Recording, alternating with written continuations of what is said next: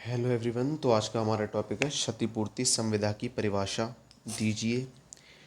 इसके आवश्यक तत्व क्या हैं? संक्षेप में क्षतिपूर्तिधारी के अधिकारों का वर्णन कीजिए। लॉ ऑफ कॉन्ट्रैक्ट का मोस्ट इम्पोर्टेंट क्वेश्चन है ये। क्षतिपूर्तिधारी और क्षतिपूर्तिकर्ता, तो ये अलग अलग तरह से आ सकता है। क्षतिपूर्ति संविदा क्या है? क्षतिपूर्ति संविदा की परिभाषा दीजिए। Define a contract of indemnity, what are its essentials, explain the rights of indemnity holder when sued। तो चलिए पहले इसको आसान भाषा में समझने का प्रयास करते हैं। क्षतिपूर्ति संविदा क्या है? देखिए, क्षतिपूर्ति संविदा के अंदर दो पक्षकार का होना आवश्यक है। बिना दो पक्षकार के क्षतिपूर्ति संविदा नहीं हो सकती, कॉन्ट्रैक्ट नहीं हो सकता। दो पक्षकार का होना आवश्यक है। इसके अंदर प्रस्थापना का होना आवश्यक है। प्रस्थापना,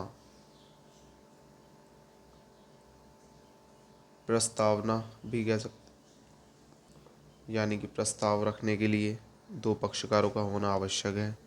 दो पक्षकार कौन कौन से होंगे? क्षतिपूर्तिकर्ता और क्षतिपूर्तिधारी। स्वतंत्र तो स्वीकृति होना जरूरी है, यानी कि किसी बात का दबाव, कपट, धमकाना, डराना ये नहीं हो सकता। स्वीकृति होनी चाहिए स्वतंत्रता वाली। प्रतिफल का होना आवश्यक है। प्रतिफल क्षतिपूर्तिकर्ता का होना आवश्यक है, क्षतिपूर्तिधारी का होना आवश्यक है। क्षतिपूर्तिकर्ता कौन होता है? क्षतिपूर्तिकर्ता वह होता है जो वचन देता है कि मैं तुम्हारी क्षति का भरपाव करूंगा। और धारी कौन होता है? जो दूसरा पक्ष होता है। क्षतिपूर्तिकर्ता और क्षतिपूर्तिधारी में डिफरेंट क्या होता है ये समझते हैं एक एग्जाम्पल के थ्रू। जैसे कि हमने कोई गाड़ी खरीदी, उस गाड़ी का बीमा कराया बीमा कंपनी से। बीमा कंपनी ने हमारा बीमा किया 1 लाख रुपए का। कितने का? 1 लाख रुपए का जो बीमा किया। 1 लाख रुपए का जब बीमा हुआ तो कंपनी यह एक्सेप्ट करेगी कि यदि कोई आपको हानि होती है या आपकी मृत्यु होती है या गाड़ी चोरी हो जाती है या एक्सीडेंट होता है तो वह कंपनी उसकी भरपाई करेगी। तो ये क्या होता है? क्षतिपूर्तिकर्ता। अब जिसकी गाड़ी होती है, जिसका एक्सीडेंट होता है या फिर गाड़ी चोरी हो जाती है या मृत्यु हो जाती है तो वो कौन होता है? वो होता है क्षतिपूर्तिधारी। अब जो बीमे की किस्त बनती है इन दोनों के बीच में एक्सेप्टेंस हो जाती है, दोनों का कॉन्ट्रैक्ट हो जाता है। जो बीमे की किस्तें बनती हैं वो क्या हो जाता है? वो हो जाता है प्रतिफल। प्रतिफल। अब इन दोनों के बीच में क्या होना आवश्यक है? स्वतंत्र सहमति। तो यह है क्षतिपूर्ति संविदा। क्षतिपूर्तिकर्ता कौन हो गया? जो इसने गाड़ी ली, बीमे की किस्त बनवाई। नहीं, जो बीमा कर रहा है वह हो गया क्षतिपूर्तिकर्ता। क्षतिपूर्तिधारी कौन हो गया? जिसकी गाड़ी है, जो बीमे की किस्त बनवा रहा है। प्रतिफल क्या हो गया? जो उसके बदले में राशि दी जा रही है, मंथली, जो भी मंथली बनती है वह हो गया प्रतिफल। स्वतंत्र सहमति दोनों के बीच होना आवश्यक है। किसी चीज़ की दबाव, कपट वगैरह होना आवश्यक नहीं है, स्वतंत्रता से होना ज़रूरी है। यह है क्षतिपूर्ति संविदा। एक बात और, क्षतिपूर्ति संविदा में यदि 60,000 की गाड़ी है, ठीक है, बीमा की कराया है 1 लाख रुपए का, बीमा जो हुआ है वो 1 लाख का है।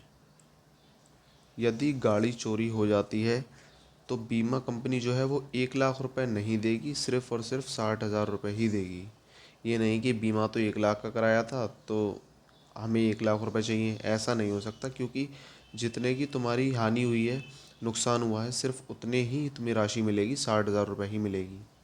या मान लो किसी दुकान का हमने बीमा कराया है, वह बीमा तो हमने कराया है 10 लाख रुपए का, ठीक है, और दुकान के अंदर जो हमारी हानि हुई है, जो माल वाल किसी तरह से चोरी हो गई, जल गया या फिर कुछ और हो गई, प्रकृति हानि हो गई, तो वह उसमें नुकसान हुआ 2 लाख रुपए का।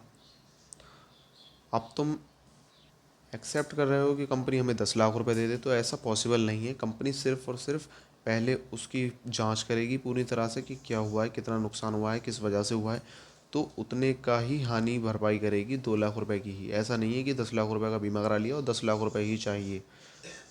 It's not possible. ये होती है क्षतिपूर्ति की संविदा। आइए इसको अब हम रिटन में समझते हैं, जो कि एग्ज़ाम में हमारे आने वाला है।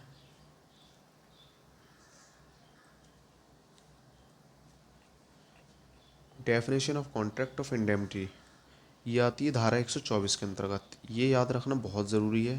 धारा 124, धारा 124 के अंतर्गत आती है। क्षतिपूर्ति की संविदा एक ऐसी संविदा होती है जिसमें एक पक्ष दूसरे पक्ष को स्वयं वचनदाता के आचरण से या किसी अन्य व्यक्ति के आचरण से हुई हानि से बचाने का वचन देता है। यानी कि बीमा कंपनी जो होगी, अभी एग्जाम्पल दिया था, बिल्कुल वही उसी तरह से एग्जाम्पल के थ्रू ही समझना है बीमा कंपनी के, जिससे हमें आगे के लिए याद रहे।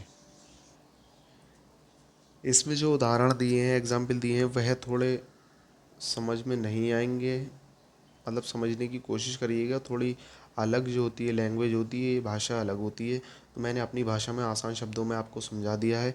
तो यह अब जो एग्जाम्पल दिया गया है कि ऐसी कार्यवाहियों के परिणामों के लिए जो 200 रुपये की अमुक राशि रकम के बारे में के खिलाफ चलाए की क्षतिपूर्ति करने की संविदा करता है, यह क्षतिपूर्ति संविदा है। इस प्रकार क्षतिपूर्ति या हानिपूर्ति का संविदा मूलतः दो पक्षों क्षतिपूर्ति रक्षक और क्षतिपूर्तिधारी में प्रत्यक्ष रूप से एक वचनबद्ध है। इस संविदा में दो पक्ष होते हैं। ये जो मैंने अभी बताया था, क्षतिपूर्तिकर्ता और क्षतिपूर्तिधारी, इसमें क्षतिपूर्तिकर्ता को क्षतिपूर्ति रक्षक भी कह सकते हैं, इसमें दिया हुआ है। ठीक है। इंडेमनीफायर,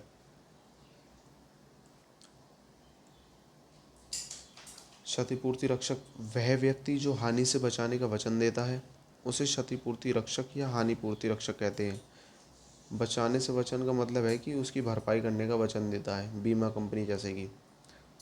क्षतिपूर्तिधारी कौन होता है? वह व्यक्ति जिसकी हानिपूर्ति का वचन दिया जाता है, यानी कि जो बीमा करवाता है या जो बाइक का बीमा कराता है, वो क्षतिपूर्तिधारी कहलाता है। यह जो वचन होता है वो है लिखित में होता है, मौखिक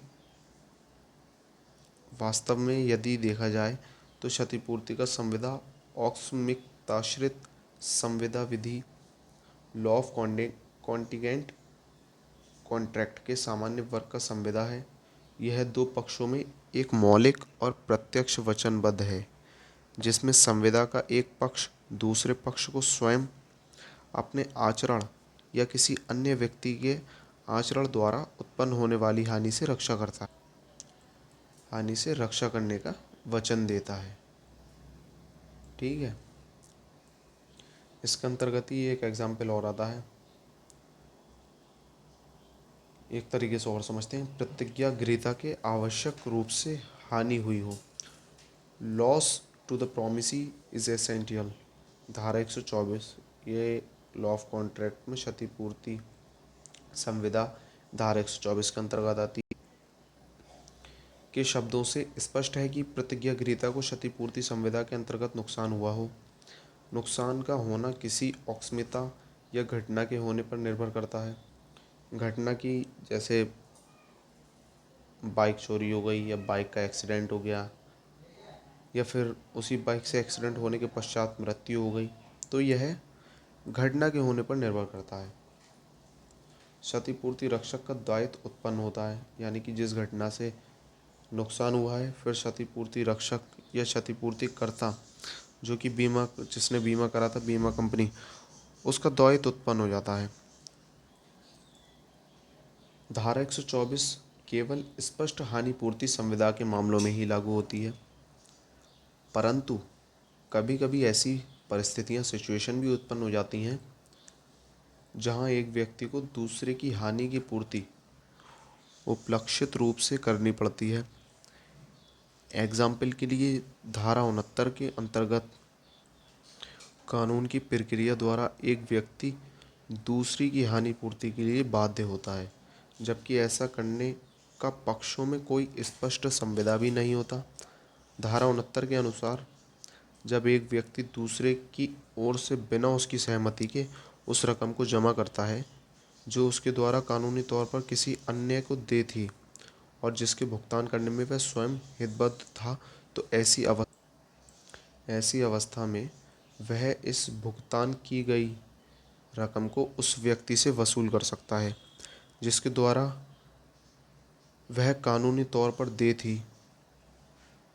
इसको भी हम एक एग्जाम्पल के थ्रू समझते हैं। जैसे कि कोई मकान मालिक है, उसने अपना मकान किराए पर दे दिया, तो मकान मालिक ने कहा था कि सिर्फ़ और सिर्फ तुम रहने का ही किराया देना है, लाइट और पानी का बिल नहीं देना है। तो ऐसी अवस्था में यदि मकान मालिक उस बिल को जमा नहीं करता है और उसमें रहने वाला व्यक्ति यानी कि जो किराएदार है वह उस बिल को जमा कर देते हैं, जो कि मकान मालिक की बिना सहमति से जमा कर दिया जाता है, तो वो जो किराए की राशि जमा की गई है तो वह मकान मालिक से रकम जो है वसूल कर सकता है। मकान मालिक को बिजली व पानी के बिल का भुगतान करना है परंतु वह ऐसा नहीं करता, तो ऐसी अवस्था में यदि किराएदार उस बिल का भुगतान कर देता है तो वह मकान मालिक से बिल की रकम का वसूल कर सकता है। यही था आज का टॉपिक, क्षतिपूर्तिकर्ता और क्षतिपूर्तिधारी। क्षतिपूर्तिकर्ता